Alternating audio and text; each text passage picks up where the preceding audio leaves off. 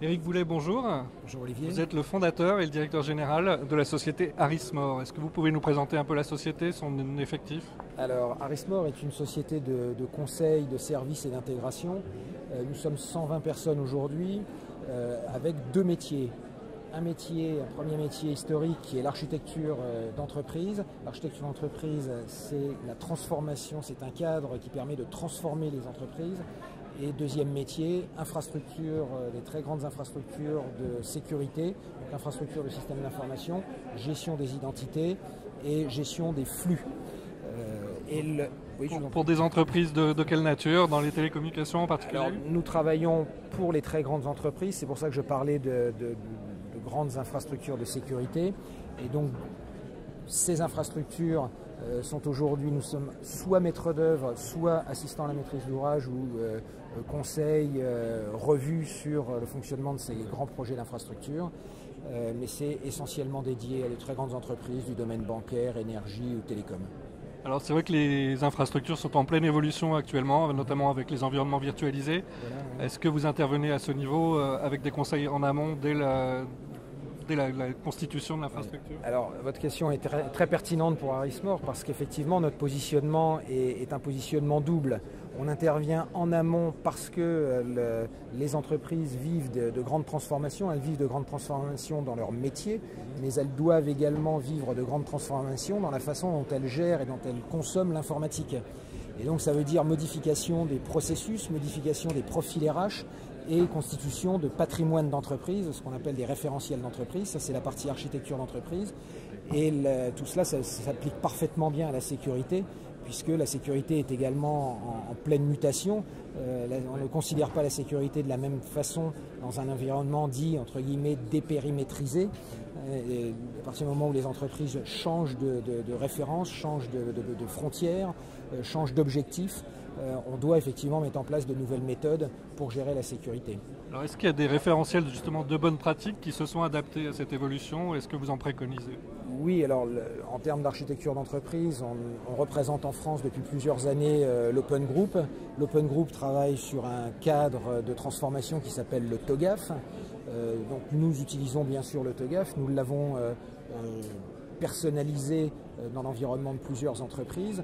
Nous l'avons rendu plus facilement consommable et nous l'avons surtout, et là en liaison avec l'Open Group, nous l'avons surtout appliqué, ou nous commençons à l'appliquer à la sécurité. Parce que finalement la sécurité est vue souvent comme quelque chose de très technique, alors qu'en fait la sécurité répond à des objectifs d'entreprise, d'internationalisation, de réponse à des conformités réglementaires. Et donc l'architecture d'entreprise aide très bien. Il y a un cadre de méthode TOGAF et les évolutions de TOGAF pour la sécurité qui permettent de façon très méthodique et très systématique de passer d'objectifs d'entreprise à des projets de sécurité. Alors nous sommes sur les 10 ans des assises de la sécurité. Aujourd'hui, est-ce que vous entendez des expressions de besoins particulières? Est-ce qu'il y a une tendance qui se profile? Alors, je n'ai pas eu la chance de participer aux 10 années, mais on est effectivement sur ce marché depuis un peu plus de 10 ans. Il est indéniable que l'un des éléments forts est la transformation, la nécessité de transformation des entreprises, d'une part. L'autre élément fort, et je dirais quasi éternel, c'est la relation entre, comme on dit, l'IT et les métiers, ou l'IT et les directions générales. Et là, on constate de façon récurrente, et je pense que je ne suis pas très innovant en disant ça, on constate qu'il y a quand même une difficulté de communication entre la sécurité ou les RSSI et l'entreprise. Et là, encore une fois, nous pensons que le retour vers une vraie prise en compte des objectifs de l'entreprise qui découlent derrière vers des solutions de sécurité est la voie éternelle à laquelle on ne pourra pas échapper. C'est-à-dire que les informaticiens et les RSSI en particulier doivent apprendre à bien comprendre les objectifs de l'entreprise, mais surtout à bien communiquer avec l'entreprise. Et malheureusement, ils ont besoin d'avoir deux compétences difficiles. D'un côté, la compétence du métier, de savoir parler avec le métier, mais malgré tout, de continuer à être des experts et à parfaitement maîtriser un environnement technologique qui est en plein bouleversement. Peut-être pour conclure sur une note optimiste, comment est-ce que l'entreprise peut organiser, je dirais, cette refonte de sa politique de sécurité? Vous savez, les entreprises, en fait, les entreprises françaises particulièrement, finalement, fonctionnent très bien. Nos grandes entreprises sont des championnes et elles ont identifié cette difficulté, cette nécessité de traiter la transformation et de traiter le dialogue entre RSSI, DSI et métiers. Elles ont plusieurs façons de le faire. L'une assez simple, mais encore faut-il la structurer, et tout simplement de créer des cursus, des parcours professionnels qui embrassent les 3 métiers.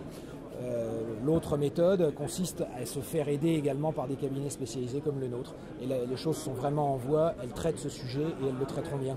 Merci beaucoup Eric et bon salon. Merci.